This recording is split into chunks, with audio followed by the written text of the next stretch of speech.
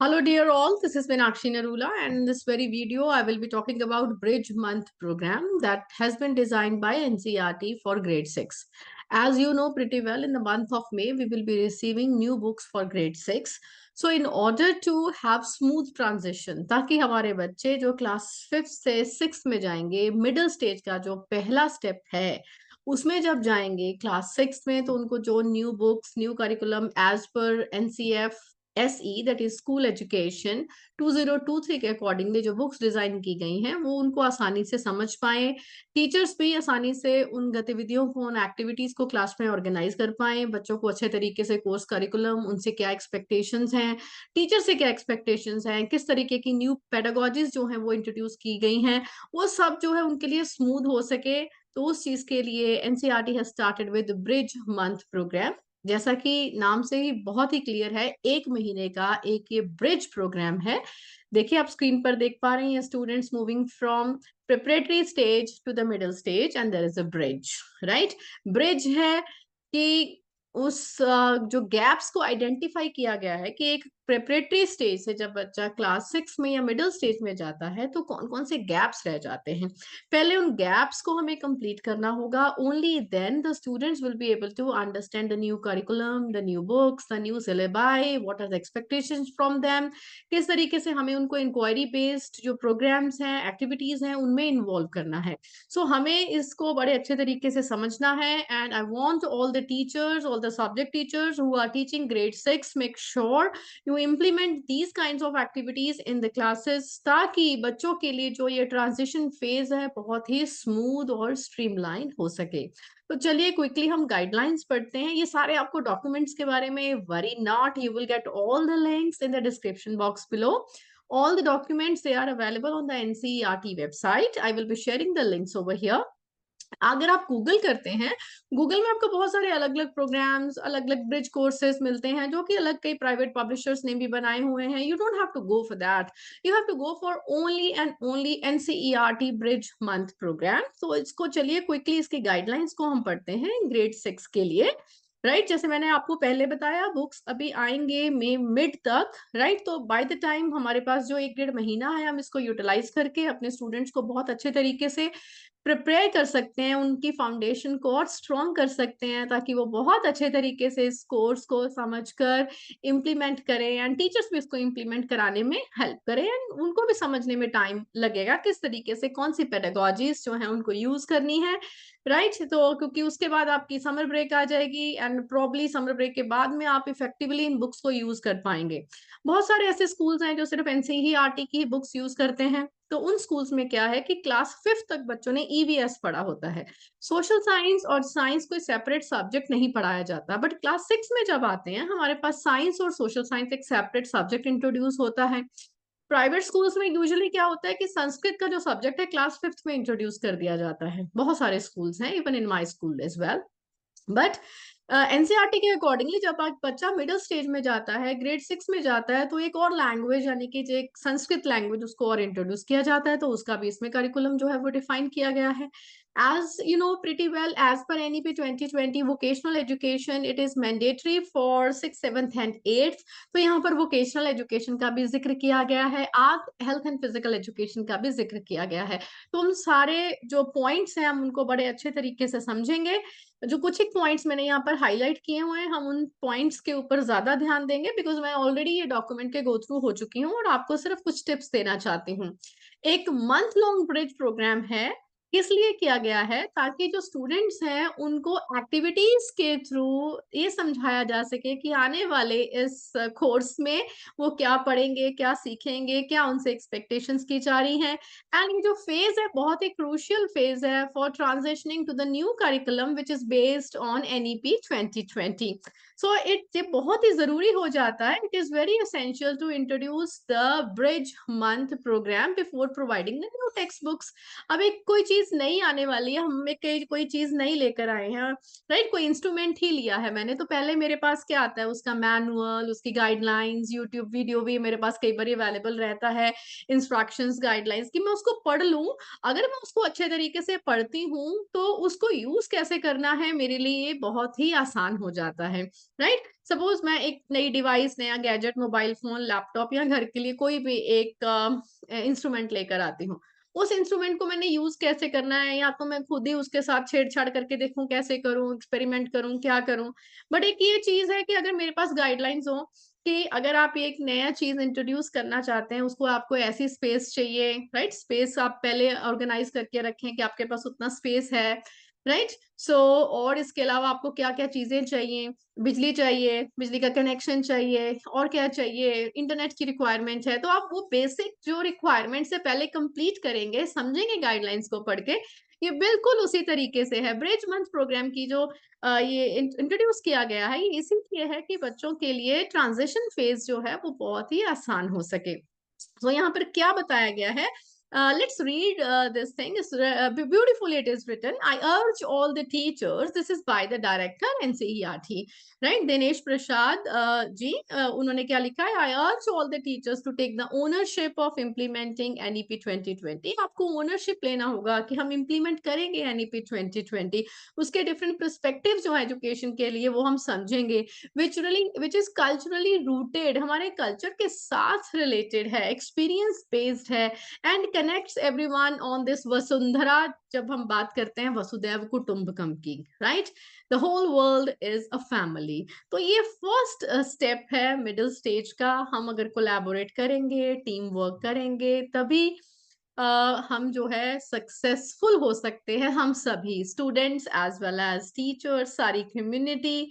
सो इसको हम बड़े अच्छे तरीके से समझ ले जरा, इसके कुछ टिप्स एंड गाइडलाइंस। सबसे पहला कॉन्टेक्स्ट क्या है, The National Curriculum Framework for School Education was launched in 23, that you know pretty well. अब इसमें हम किस चीज की बात करते हैं कि बच्चों की जो एजुकेशन होगी उसमें ज्यादा से ज्यादा इंटरेक्शन हो, डिस्कशन हो, एनालिटिकल थिंकिंग पर फोकस करे, बच्चे आर्ट के माध्यम से पढ़े, physical education, wellness, vocational education, वो सब इनके करिकुलम का हिस्सा हो, राइट। तो जैसा कि यहाँ पर इन सब पैराग्राफ में जो मैंने हाईलाइट किया है, इसमें क्या बताया गया है कि इस साल सेशन 24-25 में ग्रेड 3 और 6 की न्यू बुक्स आ रही हैं, राइट। एकदम से सारी क्लासेस में बदलाव नहीं हो सकता, इट टेक्स टाइम, राइट। तो उसको थॉरोली रिवीजन, उसका रिसर्च करके फिर ये बुक्स बनती हैं।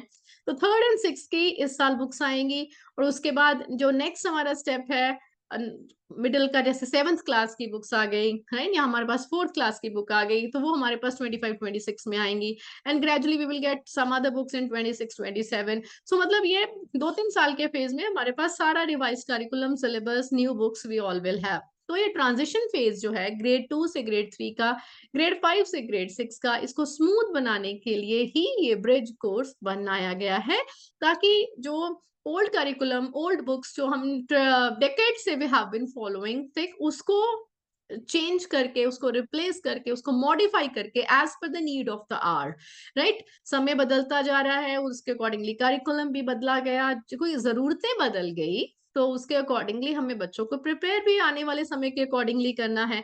तो उस चीज के लिए ये सब कैसे पॉसिबल होगा, जब हम सभी स्कूल हेड, हम टीचर्स, पेरेंट्स सब कोलैबोरेट करेंगे, and we want to focus on holistic learning. We want to reduce the stress on the students कि हाँ कितना सिलेबस है, कोर्स करिकुलम ज्यादा है, कोई स्ट्रेस ना हो, एंड बच्चों का होलिस्टिक प्रोग्रेस कार्ड इजीली और इफेक्टिवली बन सके, जब हम फोकस करेंगे उनकी होलिस्टिक ग्रोथ के ऊपर, यानी 360 डिग्री डेवलपमेंट एंड असेसमेंट के ऊपर। तो करिकुलम में इसमें क्या है, जो मैंने आपको अभी बताया कि science and social sciences start होता है इस स्टेज के ऊपर, वोकेशनल एजुकेशन स्टार्ट होती है, राइट। हम बच्चों को जो है फॉर्मली इन सब डिफरेंट एक्टिविटीज में इन्वॉल्व करते हैं, और पहले हम फोकस करते हैं ज्यादा से ज्यादा फॉर्मेटिव असेसमेंट के ऊपर।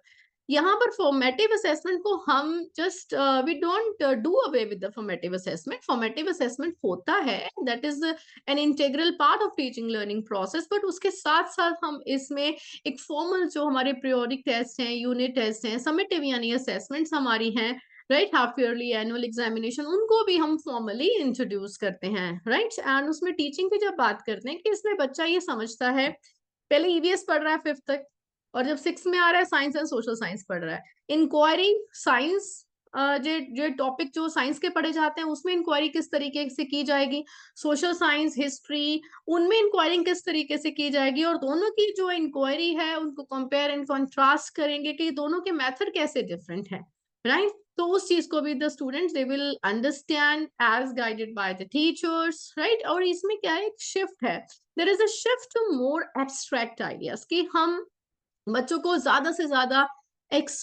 एब्स्ट्रैक्ट आइडियाज जो है वो इंट्रोड्यूस करते हैं, बच्चे उसको समझना शुरू करते हैं, उनको अलग अलग अनफेमिलियर जो कॉन्टेक्स्ट हैं जिसके बारे में उनको ज्ञान नहीं है, जिसके बारे में उन्होंने सोचा नहीं है, देखा नहीं है, जिसका उनको एक्सपोजर नहीं है, राइट, उनका भी वो समझना शुरू उनको करते हैं। तो जो टेक्स्ट बुक है उसमें बहुत ही क्लियर एक्सपेक्टेशंस लिखी हुई हैं, लर्निंग गोल्स, हम क्या एक्सपेक्ट करते हैं स्टूडेंट्स के साथ, what will our students be able to do after understanding this concept, or maybe after the transaction of this very chapter topic, और जो भी concept आप क्लास में डिस्कस करेंगे, आप समझाएंगे, राइट? तो उसको बहुत एक स्ट्रक्चर्ड और सिस्टमेटिक वे से हमने इम्प्लीमेंट कराना है। तो टीचर से हमारी क्या एक्सपेक्टेशन है as per this bridge program, के जुडिशियसली बैलेंस करें डायरेक्ट इंस्ट्रक्शंस में, कि आप क्लासरूम में सिर्फ ये नहीं कि 40 मिनट आप ही पढ़ाई जाएंगे, आप ही बोले जाएंगे and the students will be the passive listeners.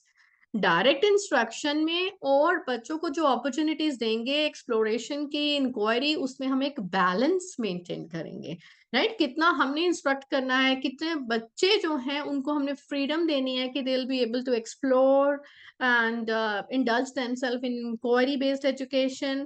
तो ये सब चीजें क्या है, बच्चों से हैवी डिमांड करती हैं, कि cognitive demand, cognitive is knowledge से रिलेटेड उनकी जो डिमांड है वो बढ़ जाती है। उसके लिए teachers must pay attention to the prior concepts, कि बच्चों के पहले के कॉन्सेप्ट जो उन्होंने 5th क्लास तक लर्न किए हुए हैं, राइट, प्रेपरेटरी स्टेज तक, तो मिडिल स्टेज में आते हुए उन जो कॉन्सेप्ट्स को कैसे हमने रिवाइज करना है ताकि वो एक्टिव लर्निंग में इन्वॉल्व हो सकें।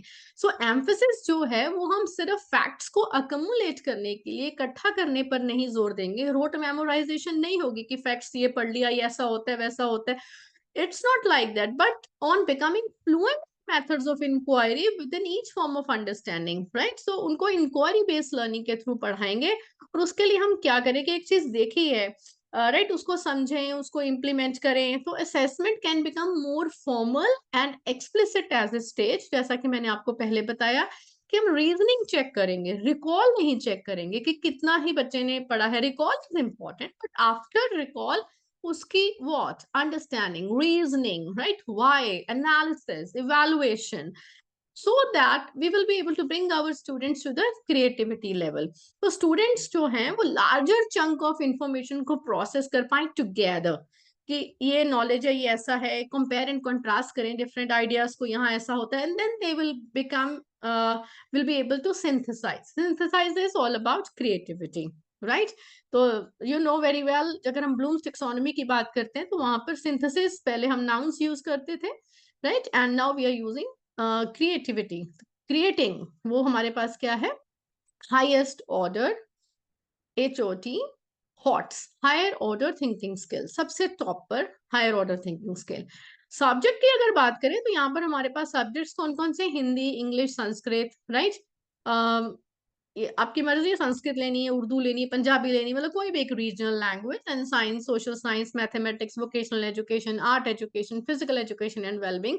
तो इन सभी के आपको जो है ब्रिज कोर्सेस यहाँ पर मिल जाएंगे। So the content and pedagogy included in the new syllabus and text books, क्या क्या कहती है ये पेडागोजी, शिफ्ट होगा फ्रॉम कंटेंट टू कॉम्पिटेंसेस। बच्चे ने कंटेंट कितना याद कर लिया, कितना समझ लिया, इससे हम ट्रांजिशन कहां पर लेके जाएंगे, बच्चों की कॉम्पिटेंसेस कितने डेवलप हुई हैं।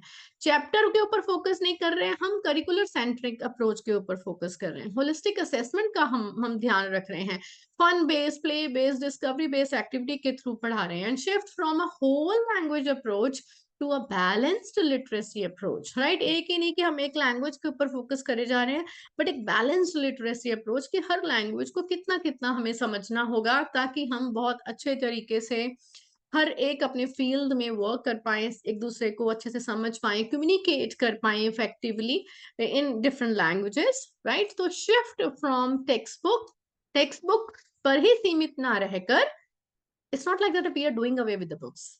शिफ्ट कहाँ से है? From text book to text book plus additional reading material, collection of teaching learning material, activity books, right. तो इन सब चीजों में कि अलग अलग रेफरेंस बुक्स को एक्सप्लोर करें, पीडीएफ देखें, गूगल सर्च करें, डिफरेंट सर्च इंजन को चेक करें, यूट्यूब की वीडियोस देखें, अच्छी जो है उन सबको देखकर वहां से नॉलेज जो है वो गैदर करें। तो इसमें हमारे पास देखिए ये यहाँ पर कुछ एक propose annual hours and annual periods हैं। If you want you can go accordingly, आप उसके अकॉर्डिंगली देख सकते हैं कि कितना वेटेज हमें कौन से सब्जेक्ट को कितना देना है, कितने हमारे एनुअल आवर्स होने चाहिए। देखिए हमारे लैंग्वेजेस के आवर्स कुछ रिड्यूस कर दिए गए हैं पहले से, क्योंकि एक लैंग्वेज और इंट्रोड्यूस हो गई है। मैथमेटिक्स, साइंसेस, सोशल साइंसेस, इसमें से ज्यादा एम्फोसिस दिया गया है साइंस एंड सोशल साइंसेस के आवर्स को, right. Art education, physical education and vocational education, तो अकॉर्डिंगली आपको देखना है कि कितने आवर्स आप डिवोट करना चाहते हैं, तो accordingly you will be able to manage, right. And इस ब्रिज मंथ में हम के बच्चे क्या पढ़ेंगे, जैसा मैंने आपको पहले बताया, ईवीएस से चेंज होकर साइंस एंड सोशल साइंस है। 1 मंथ का ये हमारा प्रोग्राम है। एंड द पर्पस क्या है इसका, सबसे पहले हम समझे कोई काम करते हैं उसका पर्पस क्या है, उद्देश्य क्या है। पर्पस है we should have interactive and playful classrooms, interconnected, different subjects जो होंगे silos में ना पढ़ के हम एक दूसरे में connect करेंगे, and they get exposure to learning in a manner that they can enjoy the process of learning. Learning का प्रोसेस इंजॉयफुल होना चाहिए, जॉयफुल होना चाहिए। ये नहीं है कि आप पढ़ा रहे हो बच्चे, they are not taking an interest, they are sleeping, they are yawning. बहुत इंटरेस्ट से पढ़ें कि हाँ वो क्यूरियोसिटी जो उनकी है वो और बढ़ जानी चाहिए। और observation, peer learning, talking to the peers, discussion, playing, इन मेथड्स के द्वारा जो है वो लर्निंग होनी चाहिए इस पूरे महीने में, ब्रिज मंथ में। फॉर एग्जाम्पल जैसे मैथमेटिक्स है, it should be a month of discovery and interaction through games and activities. छोटे होते आप लोगों ने खेला होगा गेम, हम लोग खेलते थे, ठीक है, अपने मन में एक नंबर सोचो, उस नंबर को डबल करो, चलो अब उसमें 6 ऐड कर दो, अब नंबर को आधा कर दो, अब नंबर में से एक माइनस कर दो, फिर उसके बाद प्रिडिक्ट करते हैं ओके ये नंबर ये है, ठीक है। तो वो गेम जो खेलते हैं तो उसके पीछे रीजनिंग क्या, ये कैसे हुआ, कैसे आपने नंबर सोच लिया, राइट। तो अगर 6 हमारे पास प्रिंटेड कार्ड्स हैं, उसके ऊपर कुछ सपोज 1 से लेके 50 तक नंबर लिखे हुए हैं और कहीं कहीं पर क्या है कि कुछ नंबर रिपीटेड हैं, आप गैस करते हो, किसी को दिखाते हो कि इसमें नंबर है तो तुमने सोचा है, प्रिडिक्ट किया है तो उसमें है, तो आप कितने आपको यस मिलते हैं कितने कार्ड से, then you will be able to check कि आपने कैसे नंबर को आइडेंटिफाई किया, कैसे प्रिडिक्ट आपने कर लिया। तो इस तरीके की बहुत ही बेहतरीन गेम्स यहाँ पर लिखी हुई हैं, आप उसको पढ़िए, उसको अपनी क्लासेस में कंडक्ट करिए। पजल्स हैं, एक्टिविटीज हैं, इस सब के थ्रू क्या कि जो आप सिर्फ ईयर एंड पर मैथ्स वीक कंडक्ट करने के लिए रखते हैं वो नहीं होना चाहिए, but throughout the year conduct these wonderful engaging activities, science के experiments, do wonderful activities and experiment, like कि अगर मेरे पास एक ग्लास पानी का है, मैं इसके ऊपर अगर if I keep one card over it, तो मैं अगर उसको उल्टा करती तो कार्ड गिरता क्यों नहीं है, क्यों नहीं गिरा वो कार्ड, राइट। अगर कैंडल हमने जलाई, एक्सपेरिमेंट्स करते हैं, we have been doing it, पर क्लास में ऐसे ऐसे वो सारी एक्टिविटीज एक्सपेरिमेंट आपकी एनसीईआरटी की बुक्स में पहले भी लिखे हुए हैं। इस ब्रिज मंथ का जो कोर्स है आप इसको पढ़ेंगे तो इसमें भी आपको डिफरेंट डिफरेंट एक्टिविटीज मिल जाएंगी। हम सब्जेक्ट वाइज भी डिस्कस करेंगे कि किस तरीके से हम आप एक्टिविटीज को क्लास में कराएं, मतलब क्लास ऐसी जॉयफुल लर्निंग एक्सपीरियंस बन जाना चाहिए। Your school, your classroom should be a learning about, right. So बस मजा आ जाए बच्चों को पढ़ने में कि बच्चे बोले छुट्टी हमने करनी ही नहीं है, बस we want to go to the school, we don't want to miss any kind of activity, right. तो बस वो आपको क्रिएट करना है। सोशल साइंस में ग्लोब्स, वॉल मैप, मैप्स लीजिए, राइट, ह्यूमन नॉट बनाइए, उनके ह्यूमन चेन बनाइए, किस तरीके से बच्चे खड़े हैं, mean involve such kinds of activities, बहुत ही इनोवेटिव एक्टिविटीज बताइए। आर्ट्स है, आर्ट्स भी आप प्रॉपर सिखाएंगे, क्या क्या चीजें हैं इसमें, डांस, म्यूजिक, आर्ट में ये सब चीजें आती है, it's not only drawing, right. Different techniques, vocabulary, ये सब चीजें, popular songs of the region, हम जो है वो फोक सॉन्ग्स, फोक डांसेस पर फोकस करते हैं, जो हम आपको पता है एक भारत श्रेष्ठ भारत का भी जो हमें उसको साथ लेकर चलना है। And then physical education is there, basic vocabulary बच्चों के डेवलप करनी, different activities, vocational education programs introduce करने, उसकी भी long list it is available on the CBSE website. आपको जो अच्छा लगे, जो आप इंट्रोड्यूस करना चाहते हैं, जिसकी आपके पास फैकल्टी अवेलेबल है, आप उसको ज़रूर कराएँ। लैंग्वेजेस में बच्चों में आदत डालें कि वो लाइब्रेरी से बुक ज़रूर इश्यू करवाएँ, एक्स्ट्रा बुक्स पढ़ें। अपनी बुक्स तो पढ़नी है कोर्स करिकुलम की, बट रीडिंग की बुक्स एनसीईआरटी में बहुत सारी अच्छी-अच्छी बुक्स अवेलेबल हैं। Recently we have added the same in our library too, वो भी उसमें ऐड करें, राइट? सो बच्चे अपने डेवलप करें different verses, right? Different jokes, वो अपनी लैंग्वेज में अपना डेवलप करें rather than copying anything from anyone, right? तो ये सब चीज़ें पिक्शनरीज़ बनाएँ, शराड्स खेलें, जमशराद, एंड देन पैलिंड्रोमिक वर्ड्स, जैसे यहाँ पर एक एग्ज़ाम्पल दिया हुआ है, was it a cat I saw? तो पैलिंड्रोमिक क्या होता है, जब आप left to right, right to left, same आपके पास लेटर्स आते हैं, सेम आप उसको पढ़ सकते हैं, राइट? सो अकॉर्डिंगली जो है आप इस तरीके की चीज़ें इंट्रोड्यूस कराएँ अपने स्टूडेंट्स में। मूविंग टुवर्ड्स ग्रेड 6, उसके लिए बच्चे आपके जो हैं वो रेडी हो जाएँ, उनको प्रिपेयर करिए through this bridge course, activities, उनका होलिस्टिक असेसमेंट हो, राइट? ये सारे अवेलेबल हैं bridge month program, subject wise bridge month programs, they are available. I'll show you those as well, and I'll be sharing the links in the description box below, right? So keep watching, stay tuned to Mentoring the Mentors to introduce bridge program in your classes. Thank you all of you. Have a nice day.